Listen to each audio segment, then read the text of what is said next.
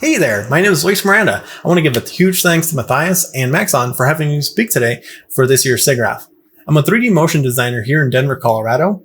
I do commercial work. I've worked with clients such as The Mill over in Chicago and also Beeple for the FITC title sequence. So a little bit about myself. I'm a teaching assistant for School of Motion Cinema 4D Basecamp, where I mentor students throughout the course. It's always very rewarding seeing the progress students make throughout the sessions. I got my big break back in 2012 when I started working at a local Spanish language television station. Eventually, I made my way to a competing station who had a weekly TV show on the Denver Broncos. I eventually became the technical director, editor, camera operator, and motion designer for the show. That actually got the attention of the Denver Broncos, and I was hired on as their lead motion designer. I became responsible for designing and animating the graphics on their scoreboard. My crowning achievement was when I redesigned their entire presentation for both the stadium and their online content. I was lucky enough to be with the team when they won Super Bowl 50. I was able to get a Super Bowl ring out of it for being a full-timer. So before using Cinema 4D, I was actually a pretty big user of After Effects, and all of my 3D work was actually done with Element 3D. It wasn't until 2015 when I discovered Beeple that I became very interested in doing everydays. I used Cinema 4D for 3 years straight making my renders and learning the software. Outside of motion design, I'm actually a huge fan of theme parks. I've been to every single Disney park around the world with the exception of one, and that is the one in Japan. I'm also a huge fan of horror. A lot of my inspiration and aesthetic is actually derived from the horror genre. I also have a growing collection of pins. I told myself I wouldn't become that person who collects pins, but hey, here we are. All right, I want to show you guys my reel so you guys can see the type of work I do.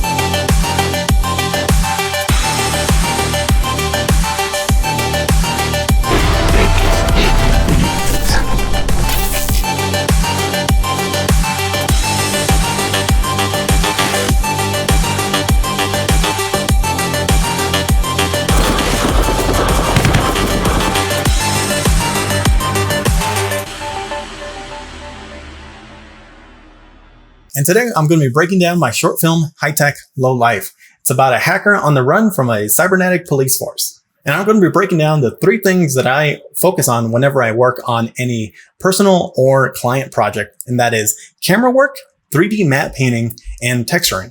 Let's check out the film and then hop into Cinema 4D and get this thing started.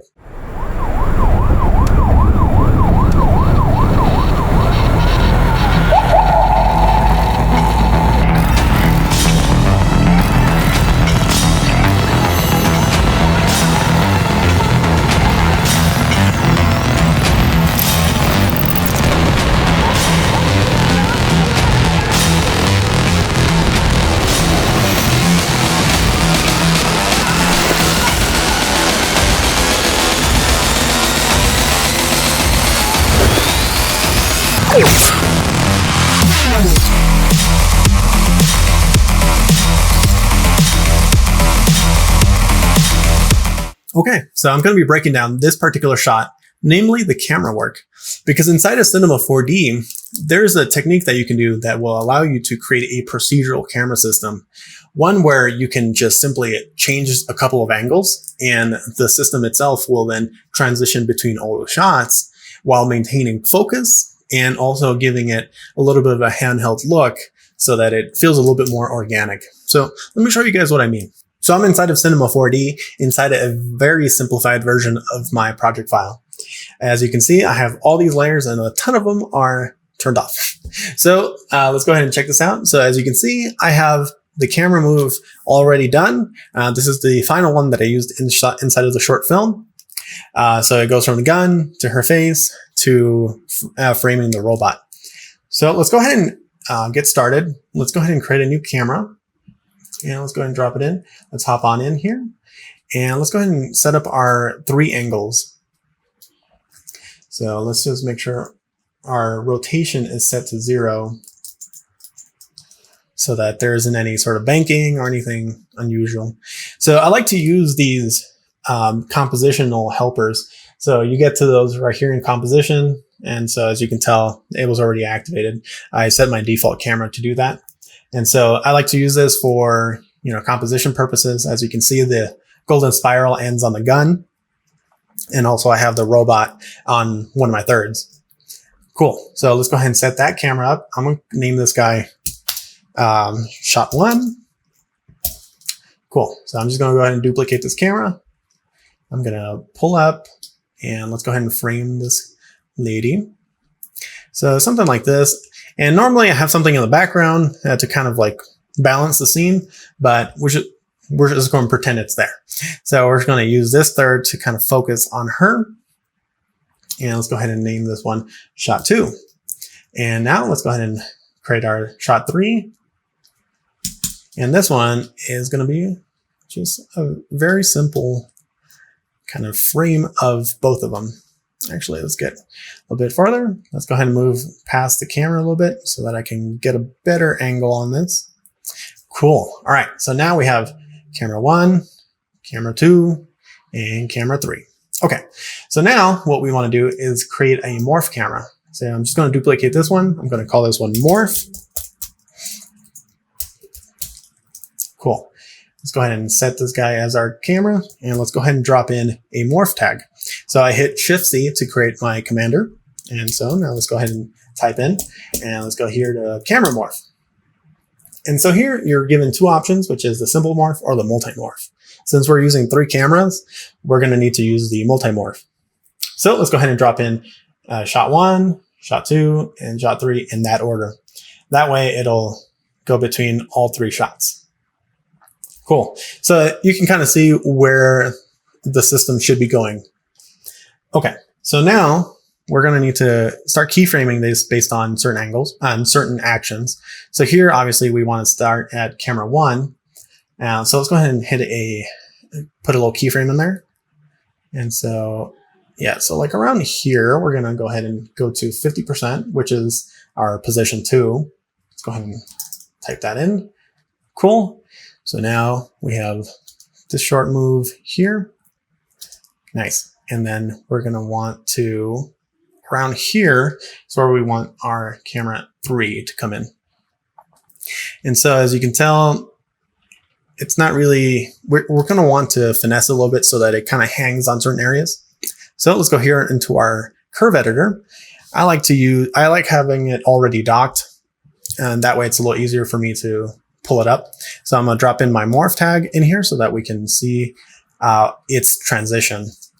So as you can see, it kind of starts at slow, then it sort of creates sort of like this arc without it ever really stopping. So let's go ahead and flatten this guy down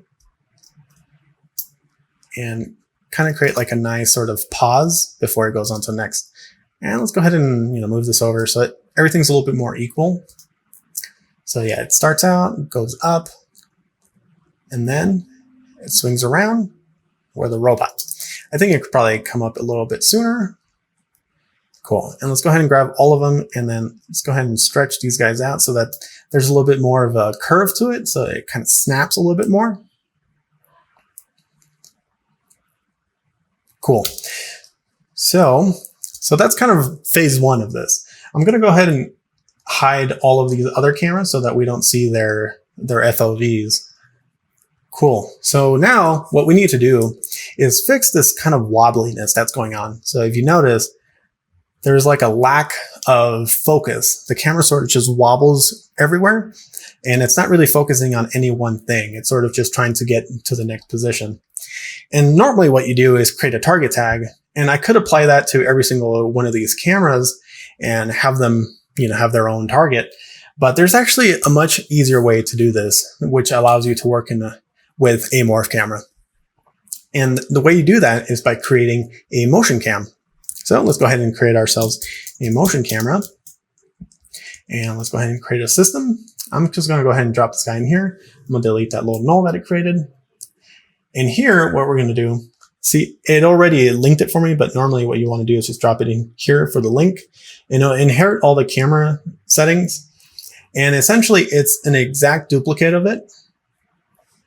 And it'll do all of the same moves as the morph camera, except that we now have options to control targets. So here inside of our animation, let's go ahead and enable our targets. And what we want to do is kind of hop out and let's go ahead and create a couple of nulls to drive the focus. So let's go ahead and just create a null. I'm going to call this guy target 1. And let's go ahead and create 2 more of them. Cool. Let's go ahead and put this one as 2 and this one as 3. So in my first target, I want this one to be by the gun. Oh, and another thing that's really good is here in your display settings, if you set this to something like a circle, you get these really nice little splines around it, which makes it a little easier to identify and also move around. So let's go ahead and just keep moving it around. Place it towards the gun. We don't need it to be exactly on the gun. We just need it to be near it. And on target 2, we're going to place this guy over by her face. Oops. Let's go ahead and get in there. Awesome. And our last one is going to be over here where the robot kind of stops. So we have these 3 targets. Cool. Okay, so now let's get back into our morph camera. And inside of the tag, let's go into our animation and let's set these targets into the A1, A2, and then B1. And so now when we play this, you can see it's kind of locked into the first one. And so now it's just focusing on target A. And so what we want to do is go ahead and animate these to move with the transition of the morph. So when we look at here, we can see here at 548. Let's go ahead and hit position here. And then as we go up, let's go ahead and move this over to A2. And then as it swings over this way, we want this to, instead of changing the position A1 and A2, we want to actually change A to B. So here, let's go ahead and set a keyframe here. And then as it swings around, let's go ahead and have it transition over. Cool. So now let's go ahead and bring in both tags in here. So now we can see where the keyframes are. And I try to line these up to the morph camera's original keyframes. So you can see it's almost lined up, not quite. Let's go ahead and here it's only off by a frame. Cool. So now as it moves up, it is moving to those individual targets. And it makes it a little easier to control your camera this way. So now all I have to do is actually adjust my targets. I don't have to adjust any sort of rotation or anything on the cameras. I just have to simply slide these guys around. So let's go ahead and start with the first one. And let's go to target 1. Let's go ahead and play around with our framing. Here inside of our composition, let's go ahead and activate our grid and also golden spiral. And here inside of our target, cool. So now we can place it where we want it. So something like here. And then now inside of our second one, we can place it something like this so that, we're giving it the composition we want. And now when we come here, let's go ahead and adjust our third so that it's a little bit more compositionally friendly. So, as you can see, the golden spiral sort of ends on her head. Cool. So now when we go through all of them, we press play, they will then transition to all the different targets. And we now have something a little bit more, clean. It's focused. It's not wobbling all over the place. Cool. But yeah, as you can see, there's kind of this weird sort of like move here where it's sort of focusing a lot on sort of the wall. It's not really focusing on her. So here we can probably adjust our keyframes a little bit. So if we adjust this guy and kind of just have it start later, we can have it swing. And so she's still in the frame. And if we kind of make it a little bit more extreme, you can see that she's still like in this particular region of the camera without it, going a little crazy. And so now it like switches to its third position. And now, we got ourselves a pretty nice camera move. But I want to show you guys what makes this particular system really flexible and really powerful. So if we go into our original shots and we make some changes, so let's go ahead and make this really wide, maybe, for more of a leg, so kind of a wider angle. Let's go ahead in our second shot. Let's get really close, something ridiculous that you probably wouldn't actually do. And then shot 3, let's go ahead and maybe show a little bit more of the scene, have it maybe go really far back. So now when we go into our motion camera, you can see that all of the shots are now being updated based on their new positions. But because they're using the targets, you're able to make these changes and they still look, they still kind of catch the essence of the original animation because they're focusing on the targets and using those as sort of like their anchor point for all the motion that they're doing. And that's pretty much how I do camera work for all of my projects. I'll create a similar system with all those different camera angles, morph between them, and then using the motion camera, I'll use the targets to anchor, the focus. I feel like a lot of motion designers are actually really scared to use the motion camera because it does have a lot of settings in it. But once you start figuring out how each one of those individual tabs work, you can actually unlock a whole slew of different possibilities. All right, so let's move on to my second thing that I like to focus on, and that is matte paintings.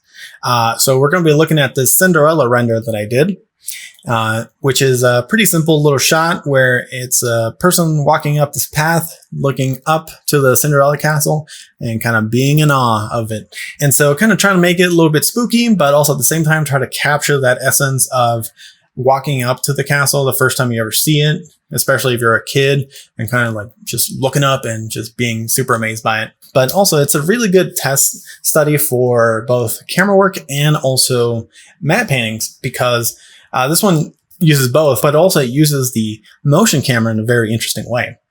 So let me go ahead and break down this scene really quickly. Here, let me actually change this over to its original orientation, which is more of a vertical portrait style.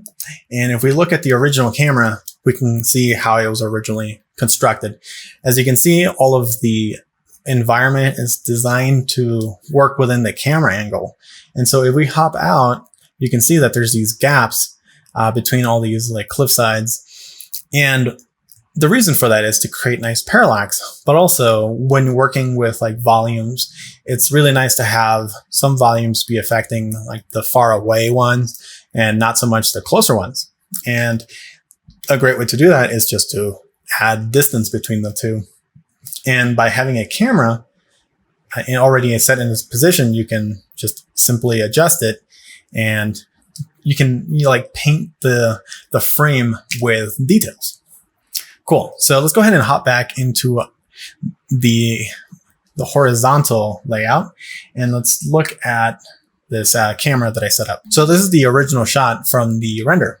And if you see, it's basically keeping all the geometry the same. Nothing was really changed.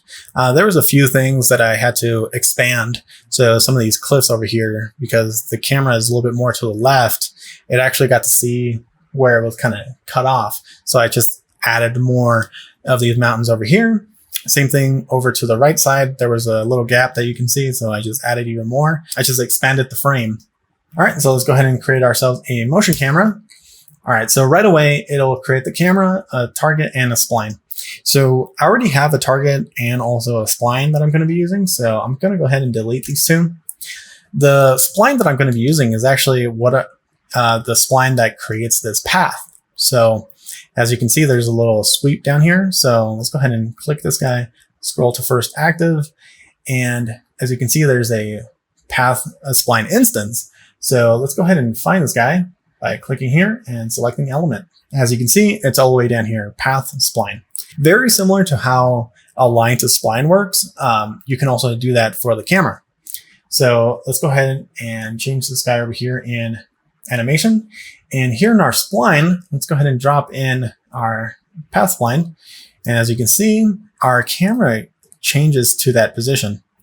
And so you can see there's a little guy in here. He's kind of holding a camera on his shoulder. And so if you go over here to your rig settings, the camera actually has a height, and that's just an offset of the spline. So if you put this guy at 0, it'll basically be right on the spline. and we don't want that. So let's go ahead and just kind of bring this guy up. And something like, it was set to 175. Let's do like 125. Maybe a little bit smaller. Cool. I kind of wanted to make it seem like a small person's walking, so like a child. And also, if you notice, the camera is on the shoulder, and that's because it's on the parallax. So it's set to 25 and 35. So if we put these to 0, it is now set to the center of the head. So now it's more of a POV. Cool. So let's go over here to animation, and we can play around with the camera position. As you can see, the camera is facing the wrong direction. So what we're going to do is we could grab the spline and then flip the sequence of the points. However, that can mess with other things. And quite honestly, it's pretty easy to flip the camera around by using targets. So I already have these 2 targets from my previous animation. So I'm just going to go ahead and copy them and drop them into this new motion camera setup. Cool. So now over here inside of the same animation tab, you can now assign your targets similar to how we did before. I'm going to go ahead and drop in my target 1 inside of A1 and target 2 inside of A2. And as you can see, the camera is looking straight down because that's where the target is. And if I move this guy, it'll be looking at the target. So let's go ahead and look from the camera itself. Let's kind of place it somewhere a little bit, somewhere like around here. So it has a nice little bend to it. And here in our targets, using this position A1 to A2, you can essentially just have it animate between 1 and 2. So if you notice, our target 1 is set to this align to spline. And that's because I wanted this to feel like a kid who's looking at the floor and then looking up at the building. And so a really easy way to do that is just to align the target to the spline and just move it along. And then at some point have it transition from target 1 to target 2, kind of like a handoff. And if you notice, let me go ahead and switch over to the second target. And if you notice, there's a subtle motion on the second target, which is just moving upwards. And this is to capture that sort of like gazing upwards and looking at the turrets, the tower, and also the moon behind it. Cool. So let's go ahead and animate that. And if you notice, as I kind of move this around, there's kind of a little bit of shaking going on. So let's go over here to our motion. And let's deactivate this guy and just leave it so that it's, perfectly still. Cool. All right, so in animation, let's go ahead and animate our targets first. All right, so it'll start here, and it'll go for around here, so somewhere like 30 frames. And we're going to go ahead and just keyframe that, and we're just going to transition over here to the second target around 60 frames. So we give ourselves like a second to transition. Cool. So now when we start from the beginning, it'll follow it, and then it'll transition over. It's a little quick, so I'm just going to go ahead and finesse that a little bit more. So I'll kind of give it like a little bit of longer transition. And here it glides upwards a little bit easier. Cool. So now let's go ahead and animate the camera walking along the path. Cool. So here in position 1, I think here's pretty good. So 80, and let's go all the way to the end. And let's kind of walk it close. So something like here would be good. 65. Let's go ahead and hit play. So I have it at the beginning, at the end. So basically the camera is constantly moving. And then it's always getting closer. And then as it keeps rising upwards, the camera keeps getting closer. So it's almost like it's getting bigger in the frame. Cool. All right. One last thing. I'm going to select my splines, and I'm going to set this guy to linear, because right now there's this little curve going on where it starts out slow, then picks up speed, then slows down again. I kind of just want this to be, constant motion. So I'm just going to put this at linear, and there you go. Just constantly moving forward, and it's gently transitions from one target to the next. And so this is pretty much how the camera is set up, but I still wanted to give it one last little piece of like realism. So, a kid is walking. So I wanted to kind of give that sort of illusion of somebody walking. And there's a very simple way of doing that. And that's by going over here to your motion and just increasing the footsteps. So when we start from the beginning, you can kind of see that right there in the beginning, especially when it's looking down, it kind of feels like the head's bobbing a little bit. And it's just recreating the feeling of someone holding a camera and their feet causing a little bit of turbulence in how the camera is being held. And I think it gives it a nice little illusion of sort of first person view, like if it is being seen by a child or just any other person. Cool. But yeah, this is a really great way to use a motion camera. Just dropping in a spline, but because the motion camera has a lot of options to it, such as the rig option, you also have the option to give yourself, parallax and also, offset from that spline. And so it doesn't have to be completely stuck to that particular spline. All right, so let's go ahead and transition over to matte painting. I'm going to start a whole new scene completely from scratch. And I'm going to show you guys how easy it is to start matte painting inside of Cinema 4D. All right, so I'm in a brand new scene. I brought in some models from Kitbash 3D. This is the Neo Tokyo 2. So nice futuristic buildings. All right. So one thing about Kitbash 3D is that these guys are already set to a 1-to-1 scale. So everything is set into hundreds of feet, especially for their buildings. And so it's really important to make sure that your scene is set to a realistic scale. So if I create a character here, this little figure, if you notice, he is tiny inside of the scene. And that's because this guy is set to 180 centimeters, which is, I think, 6 feet. So you can tell that this guy is real small. And so if we put our cameras in and have them be the focal point, these buildings will look so much bigger and will take up the scene. But once you start animating the camera, the scene will feel a little bit more realistic because we are using realistic sizes. Cool. All right. So what I want to do is actually have this guy be standing on a rooftop, but not have it be so tall that he has to look down. I want him to have the buildings, kind of tower over him. So I think this guy right here is a good option for our main building. So let's go ahead and track this guy down. And I'm going to bring him out of this group that I have set up here. I'm going to go ahead and select these 5 buildings here. These ones are going to essentially fill my frame. So let's go ahead and grab these guys and let's bring them out. Cool. And so now I'm just going to go ahead and collapse my Neo Tokyo pack and hide them. Cool. All right. So I want to talk about this one tool called Center Axis Tool. So I already have it docked. So let's pretend it's not there. So I'm just going to go ahead and undock it and close it. Okay. So let's go ahead and bring up our commander. And let's type in Axis Center, which is down here. Brings up this nice little tool. And before I show you guys how it works on these buildings, I just want to explain a little bit on how it works. So let's go ahead and create a new cube. And our cube is super tiny. I'm going to go ahead and isolate this guy. Go to solo. Cool. All right. So as you can tell, the center point of the object is right in the middle.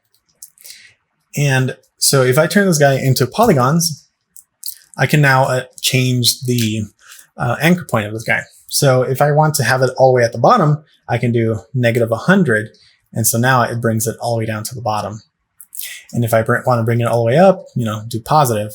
And then you can do a combination of any of these to put them on the corners, so you can hop around. And so if you want to put things on specific areas, this is a great way to do it, especially if you want to be exact about it.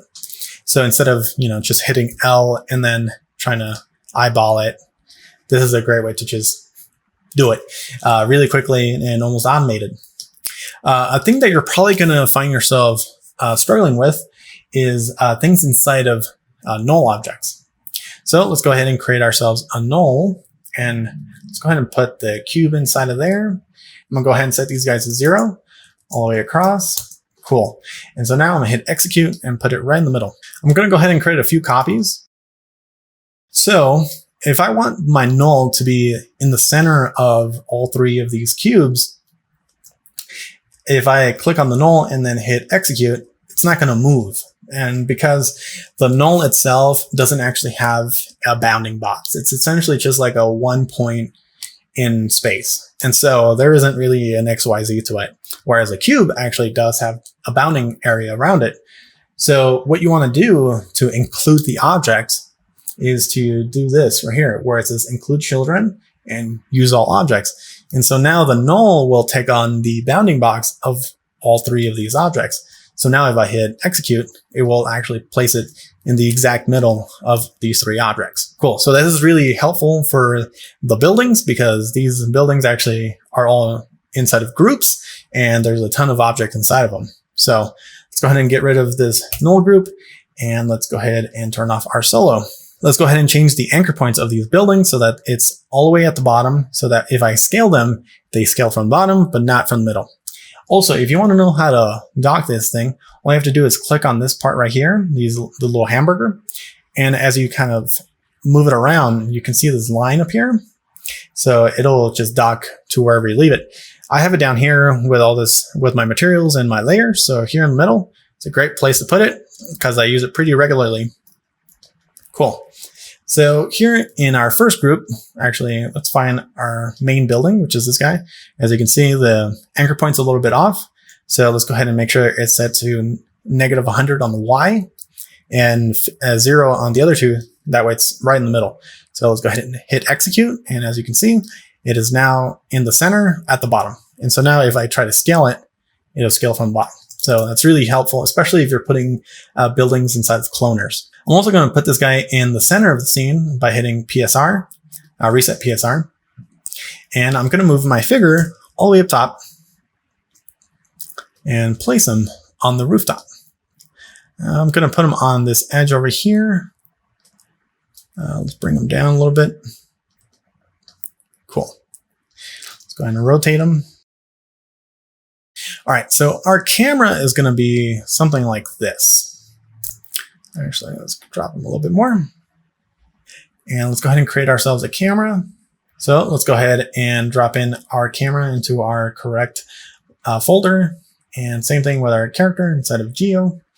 Alrighty, let's hop on out and do the rest for these buildings. So this guy has his anchor point all the way over here. Let's go ahead and hit execute. Let's do that for the rest of them. Unfortunately, you can't select multiple groups and then have it create the center point for each one automatically. You have to do it one at a time. So let's go ahead and just keep doing this really quickly. It doesn't take very long. Awesome. Also, if you notice, there's some clipping going on, so we should need to do some changes. So if we go here to our project, we can actually change our clipping from medium to huge. And so now it'll stay in the scene. Let's go ahead and start placing our buildings based on the view of our camera. So something I like to do whenever I do any sort of matte painting is I like to give myself a view of the camera. So instead of having a 4-up, what I like to do is change it over to a 2 view, a side to side. And so here you have one that's a perspective, but I like to change the other view into another perspective. So let's go ahead and change this guy to perspective.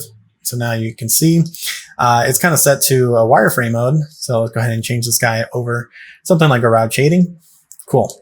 And so I'm going to use this one as my main view because this is usually your original perspective view is actually what it will render. So I'm just going to go ahead and set the camera over here. So now I can move things around on this side and it updates on the other view. Cool. So let's go ahead and start bringing in some of these buildings around. So something really close. And something that'll also help is if you turn on your composition, turn on your grid, maybe your golden spiral. Cool. Let's do something with our golden section as well. Cool. So as we move in, you can see our character kind of stays within this golden section. And it creates a nice little parallax with this building. So let's go ahead and start moving these other buildings around. So if I put this one a little bit farther back, and this guy, let's go ahead and push this one even further back. Let's bring this guy in, and this guy is going to be super far back. Cool.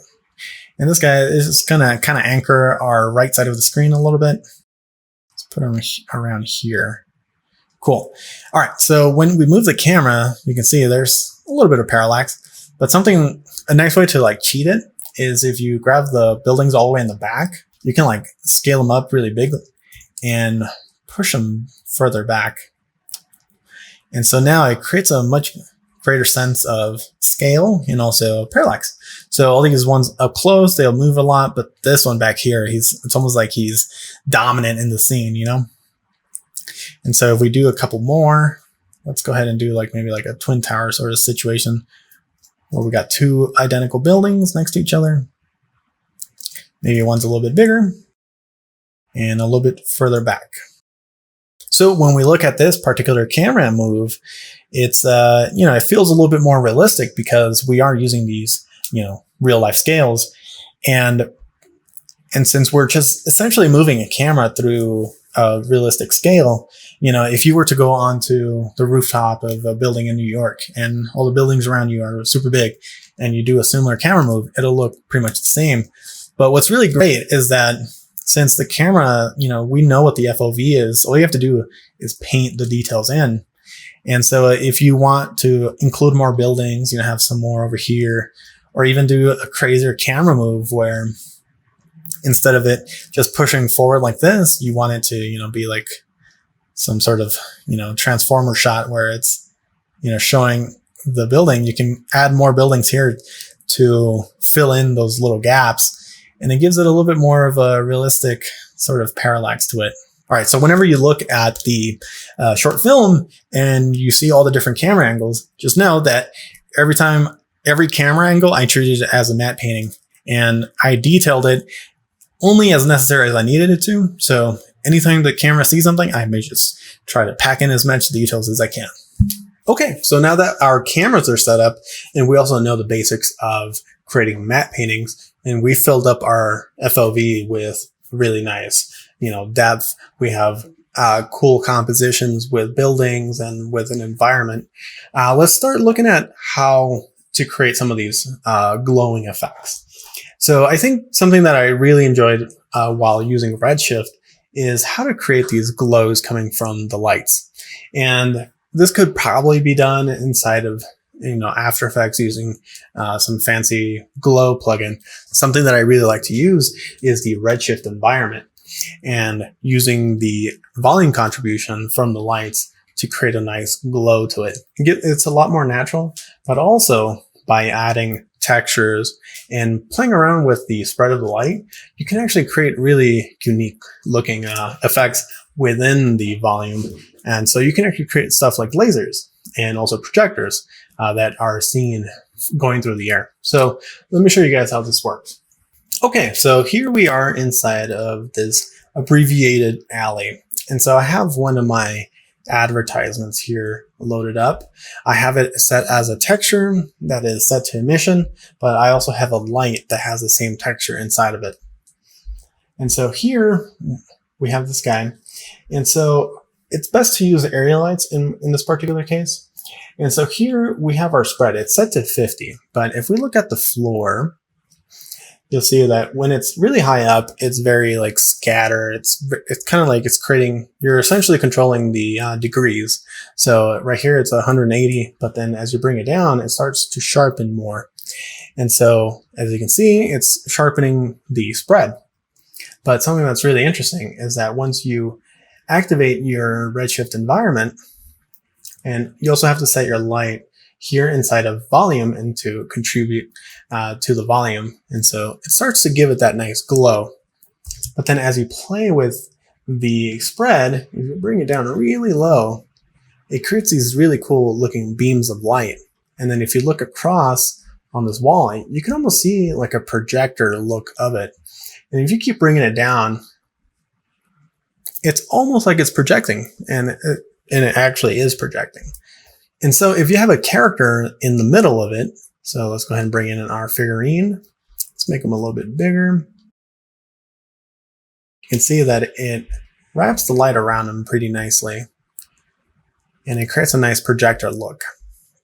But that's not all. As you can see, as the more sharp you make it, the less likely you're going to see the volume being affected.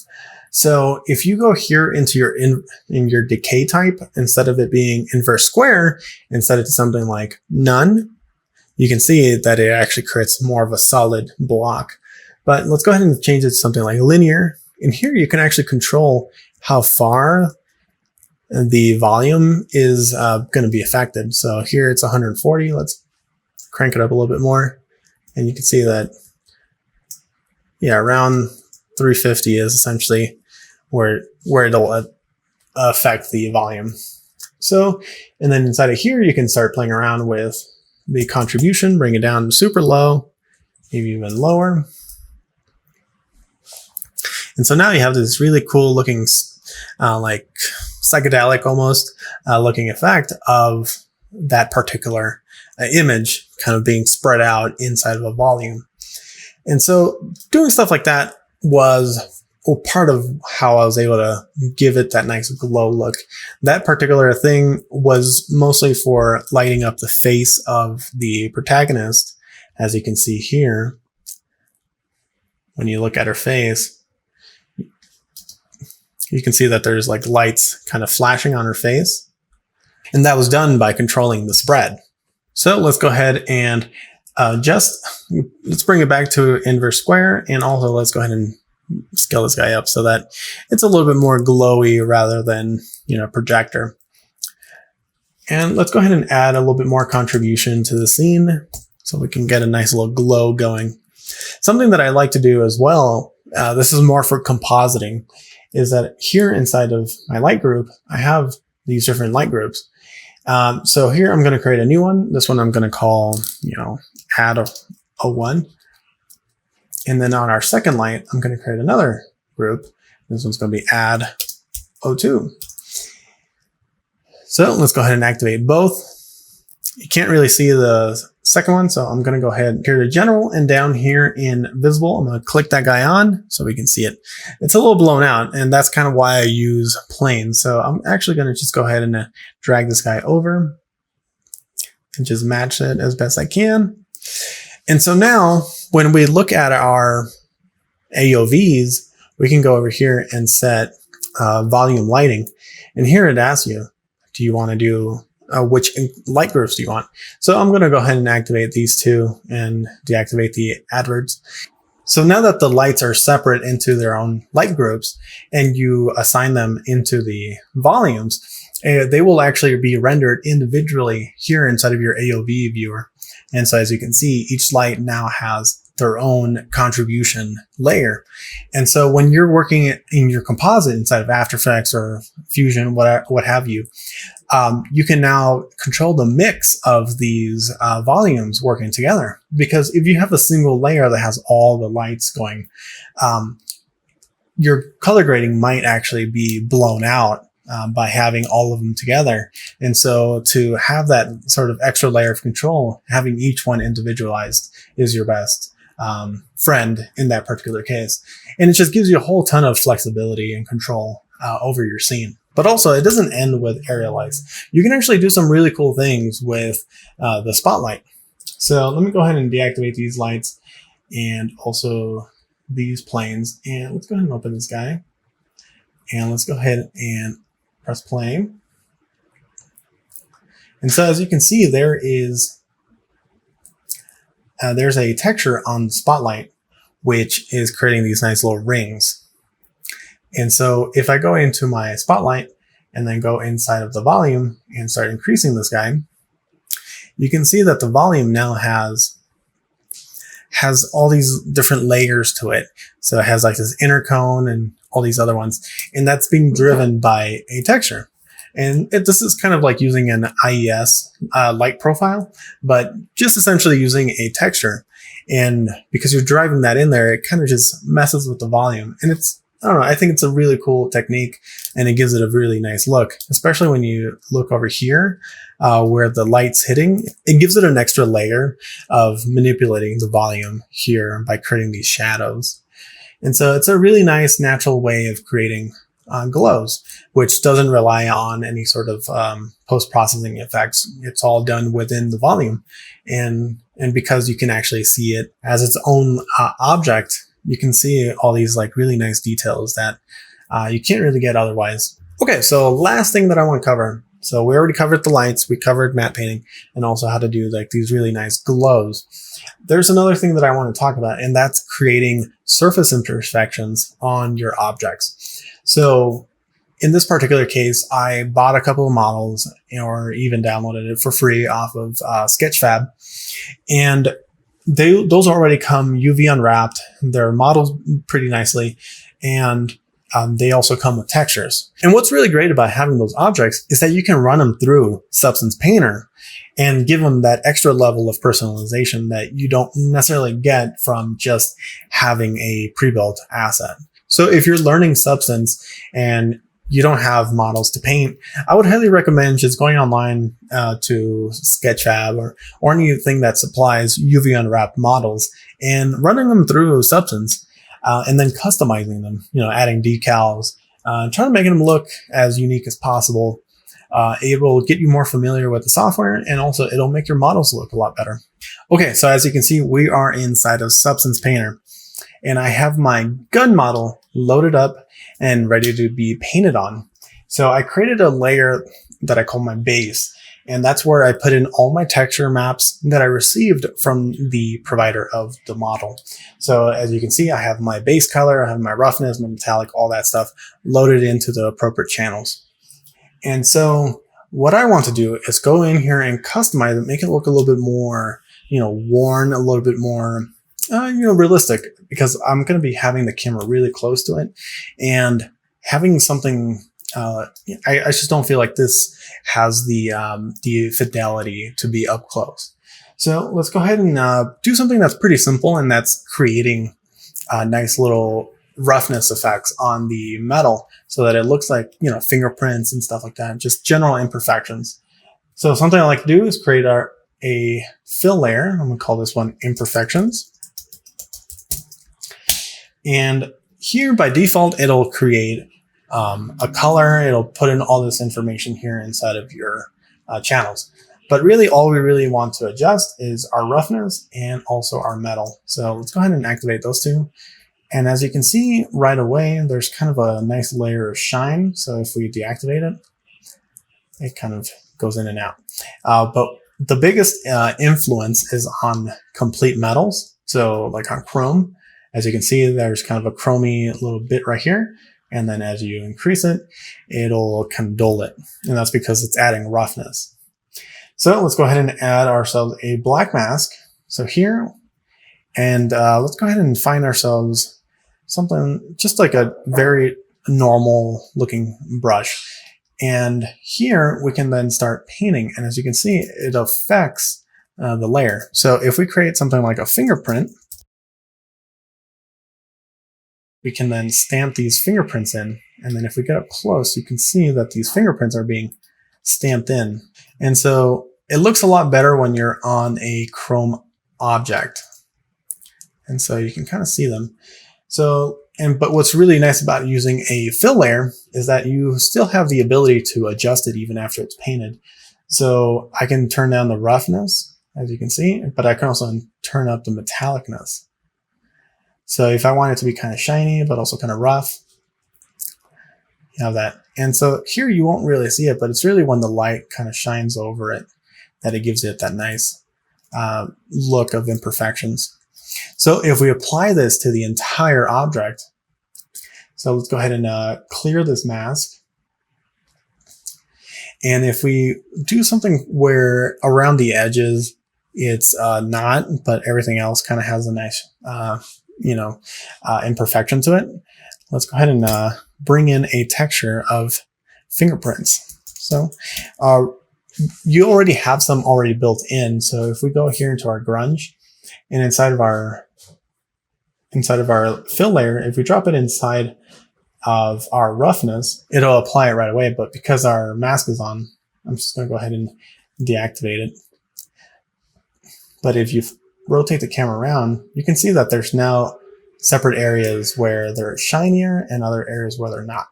if you go here into your 2D, 3D view, you can see that on our object, if I apply this roughness into our color, we can see where they go. And so we can just move it around and see what's, kind of choose where we want it. We can also scale it down. Since it is tileable, we can get much smaller imperfections.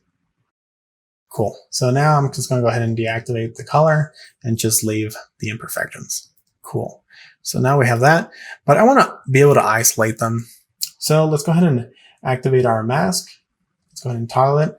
And there's this really cool feature inside of that you can use on masks, and that's creating a generator. So let's go ahead and create a generator.